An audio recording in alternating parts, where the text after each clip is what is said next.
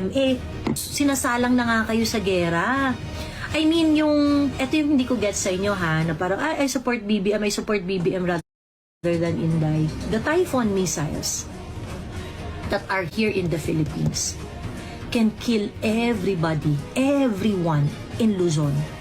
Yung Typhoon missiles na nandun sa may Cagayan, sa northern part ng it can kill anyone. Everyone in Luzon. Yung fact na ganyan magdesisyon si BBM, wala siyang pagmamahal sa inyo.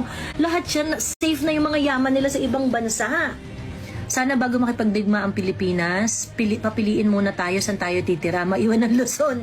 Maiwan sa Luzon ang matapang, sabi ni Wendy. Ay naku, sa totoo lang, ako talaga naghahanap na ako ng property sa Davao.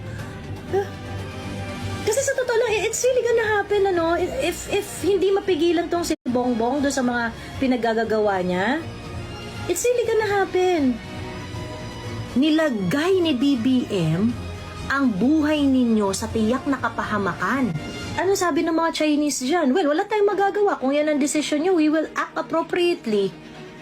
So we are just waiting for a trigger now, ha? We are just waiting for the next bad trigger here that will, put all these weapons into action. Don't you understand that? Don't you understand that? Tapos ipe-prefer nyo si BBM na nilagay na ang buhay ninyo sa tiyak na kapahamakan over Inday Sara? I mean, maybe you do not like Inday Sara, you do not like her guts and things like that. Ito rin naman kasi si Sara parang rin talaga, napakatigas rin talaga eh. Diba? And I can understand that kung hindi nyo feel si Inday. But Inday did not put you in a compromising position. BBM did. BBM did. Pagkatapos, I prefer Marcos over Inday. Are you fucking serious? Pumayag na magtanim ng missile. Di ba ground for impeachment yon si BBM? Sabi ni Tambalus. Yeah, that's also another ground for impeachment. Very glaring yan. Kasi dapat wala tayong nuclear weapon dito sa Pilipinas eh. So, yun? Can you please explain to me? Isang lang to ha, isang bad policy lang to ha. Isang bad policy lang to.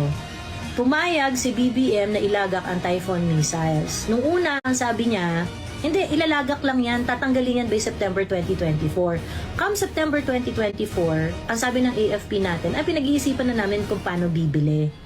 And then before Christmas, they said na yes, bibili na kami. See kung paano inalalatag ni BBM para maging Ukraine the second ang Pilipinas. And you still going to choose a president who make decisions like that? You still prefer a Bongbong Marcos? Anong problema nyo kay Inday? Confidential fund? Yung confidential fund na ang problema lang is 73 million? Na kung saan nag-submit na ngayon si Inday ng mga additional documentation?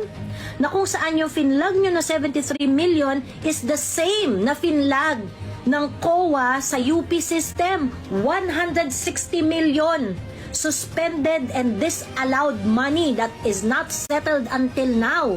These were incurred in 2022 and you're not batting your lashes. Diba?